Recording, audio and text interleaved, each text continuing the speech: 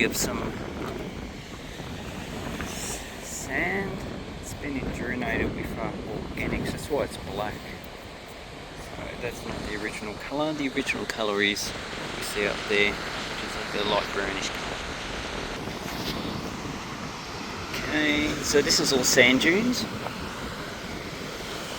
And what we see in the sand dunes, there's some shells. These might be modern snail shells, but it looks like it's coming out. There's some basalt.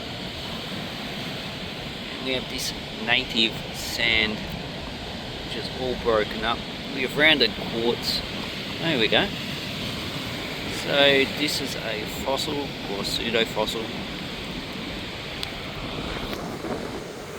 Okay, all this stuff looks like bioturbed material. That's sand. So sandstone bioturbation. I'm not too sure on the formation, but I'll find out what the formation is by the actual video. And as you can see, it has a lot of holes, and this is caused by the erosion of the actual rock itself. Okay, where I am is in Torquay.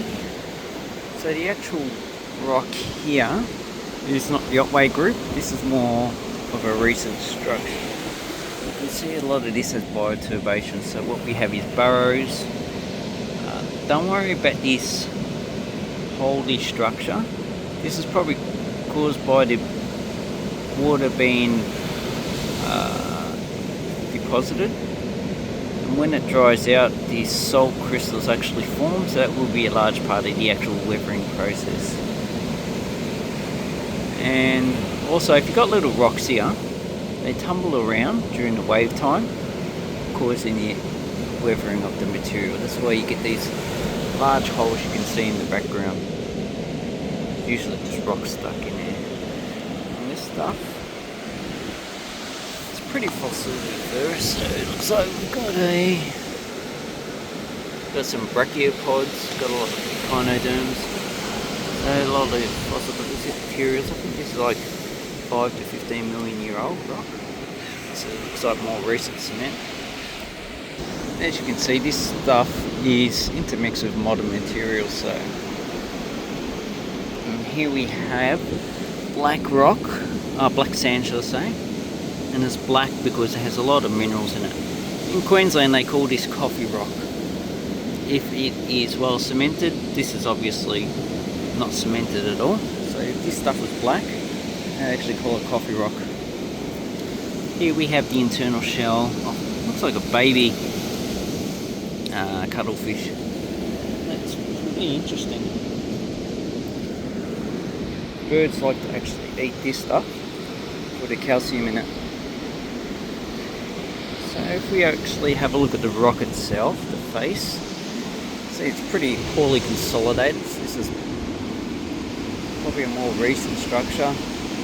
Looks like it is fluvial. There's a lot of rounded quartz, so that would have probably come from the Central Highlands, about 100 kilometres inland. There's lots of looks like basalt, but this stuff might have fallen from the top from the footpath, but I'm not too sure. But it's coming out now, so it looks like there's a lot of basalt that's been weathered. Down below we just have sand with not as many clasts in it. Okay, so here we have basalt. It looks artificial really. So maybe all this is actually an artificial fill. So I don't know. This stuff is actually a natural rock. Got more concrete. Yeah, so what I'm getting here is that this is highly affected by human construction, in which this might be original, this could be original, but maybe it's been pushed over the side to make the actual car park up the top, but it has a lot of organics that infiltrated it. This one looks like it has clay lenses,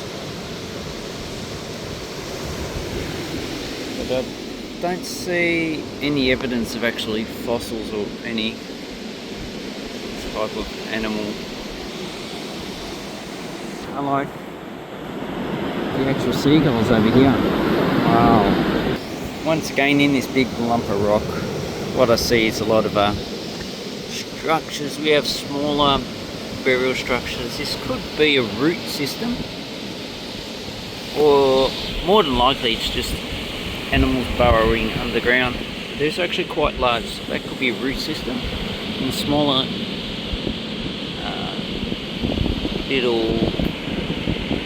these ones could be actual organisms burrowing into the actual soil, so probably annelids, or could be even bivalves. I'm not too sure if this is what type of ecosystem this was. I'm going to say this is marine. Okay, looks like we've got crushed rock here. So I've got part of a scallop. Could be, but it's not much of it. Yeah, so this looks like it's marine. Looks like got probably a lot of echinoderms, definitely a lot of bryozoans. I can see some bivalves. Yeah, so if you want to get fossils, you come down to the southern coast of Victoria. That's highly fossiliferous, but you need to go to Otway Group, which is all the way over that way for Cretaceous type of material. So this is all younger than Cretaceous. Anyway, and we have this material here which looks like it's highly endurinated with iron, so it's actually make it a lot harder. So it's partially cemented. Looks like we might have a dip of almost 90 degrees, probably 80. And up top we have a soil horizon, which is a lot darker. So that's just my interpretation, is that, okay, my interpretation is that a lot of this stuff is actually being pushed over, artificial. This is a lot older, so this looks like it's natural. This rock here is natural, and it forms the actual headland. So this is actually solid rock, sandstone. And the sandstone looks marine. There's a lot of bioturbation, so a lot of tunnels dug into it. It has mostly bryozoans, it looks like. It has some bivalves, and there's a few echinoderms, probably Lavenia genus. So that puts it probably about 5 to 15 million year old, the Lavenia genus. And yeah, that's